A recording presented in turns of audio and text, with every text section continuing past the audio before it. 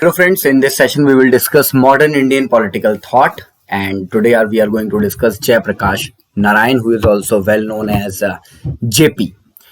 Friends, Jai Prakash Narayan, also referred as JP or Loknayak, he was a socialist leader of India. He was of the opinion that Sarvodaya should be the ultimate aim of any democracy. His life sketch extend for the period of 1902 to 1979. We all know him for his movement during the emergency period. So Jaiprakash Narayan is of the opinion that Sarvodaya Yojana is a suggestion of social revolution. He says that if you want a social revolution, you want Sarvodaya, and rather than any sentimental plan, there should not be the pampering of the depressed classes or the suppressed societies. There should be the factual plan, which is Sarvodaya, and simultaneously the ideal of classless socialism and partyless democracy. These were his two greatest ideas, which are still relevant in the present period. So on what topics does JP provide his opinion? Those were the socialism, as I told you, the classless socialism, the Sarvodaya, we can say the Sarvodaya. And the Sarvodaya of JP is a very organic process. It's not a process which is bounded by the political bills, acts, or the economic we can say the economic initiatives taken by any government. Sarvodaya of JP is a very organic process in which the people themselves realized. Okay, so simultaneously all the classes should help themselves to build a society that can be beneficial for all of us. Then the nationalism.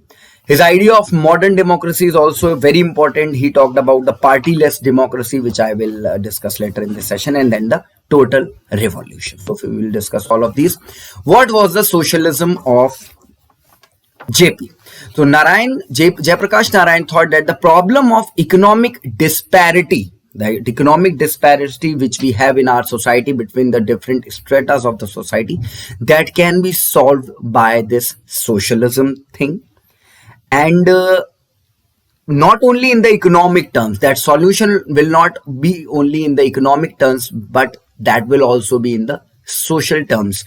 Until and unless people do not saw other peoples as equal to themselves, as in terms of social strata, the economic disparity, the solution of economic disparity is not alone helpful. So what are the means? Those were opined by JP.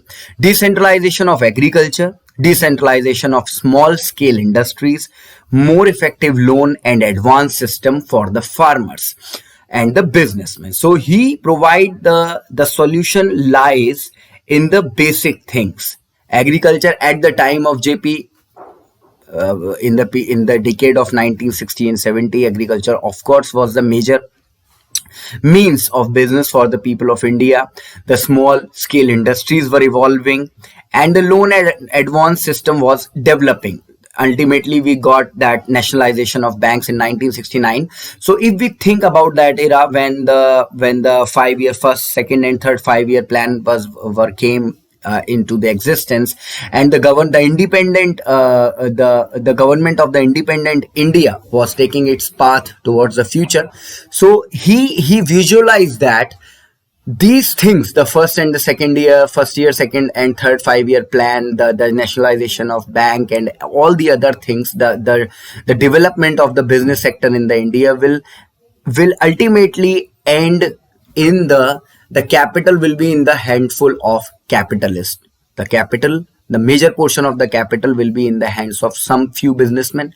So he visualized that and established that the solution of this problem lies in the socialism. Now the Sarvodaya. So Jaiprakash treated Sarvodaya as a method of, as I already told you, human development. It was not only the political sense, or we can say the moral or economic sense. It was actually the whole idea of human development lies in the Sarvodaya.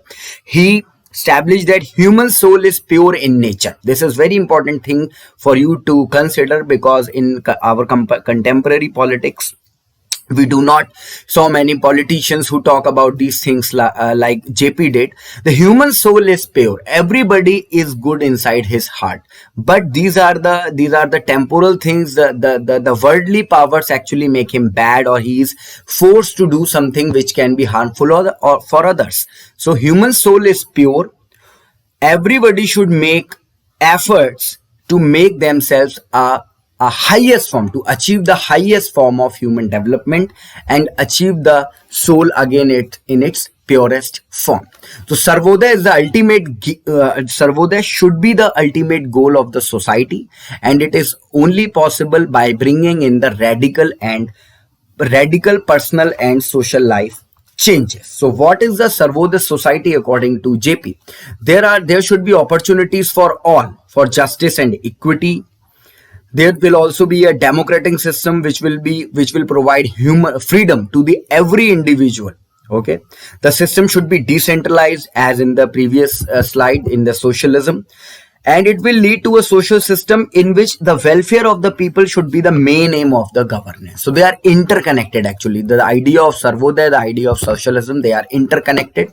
Now the idea of total revolution. To achieve the Sarvodaya, the revolution, the radical change is required. And what are those radical changes which are required? The social, spiritual, economic, ideological, educational, cultural. If you look at the image on your screen on the clockwise thing, the social, spiritual, economical, ideological, educational, and cultural. Every aspect of human life should be touched. Then only the total revolution of the human, then only the total revolution is possible, and after that total revolution, the people will attain that highest human development, will get those soul in the purest form back. Now the modern democracy, the idea of modern democracy of JP is very interesting. You should be very keen to learn that. It is a very, very interesting thing. Of course, it is not applicable, or we can say that in the praxis it is not possible, but JP provide a very sound basis for that. Jaiprakash pushes the idea of constitutional democracy. Of course, he opined that constitutional democracy is the best form democracy, but he was opposite to the, we can say he was opposite to the representative democracy. Okay, for a true democracy, the moral standard of both the leaders and voters should be very high. And being the very large population of India was uneducated, so it was not possible for India to attain the democracy in its true sense. Okay, so for democracy, if you want a true democracy, the moral standard of the leader and the voter should be very high. They should not vote, or they should not seek for vote for their vested interest. Okay, they can make their choices in the best of the interests of the country. He also provided a new form of democracy wherein all the political parties, there should be a party-less system. All political parties should be eliminated. Leaders should contest the election on their own. They should be independently chosen, and then those won members should form a party. Okay, they should represent whole the people. There should not be the representative form of democracy. So these were the ideas about democracy of Jaiprakash Narayan. So we can say that Jaiprakash was a very revolutionary and visionary leader. That is why the ideas of JP are still relevant. The leaders of modern India in the sense the leaders of the 21st centuries of India also quote Jaiprakash. Jaiprakash is one of the politicians who is quoted so many times even after the 50 years of his death. So very important lecture for you. Now we can also see the questions, important questions from the session which can be arise. Comparison of the idea of Sarvodaya as propounded by Gandhi and JP. Gandhi and JP were both of the same opinion. JP was actually we can say one of the greatest student of Gandhi.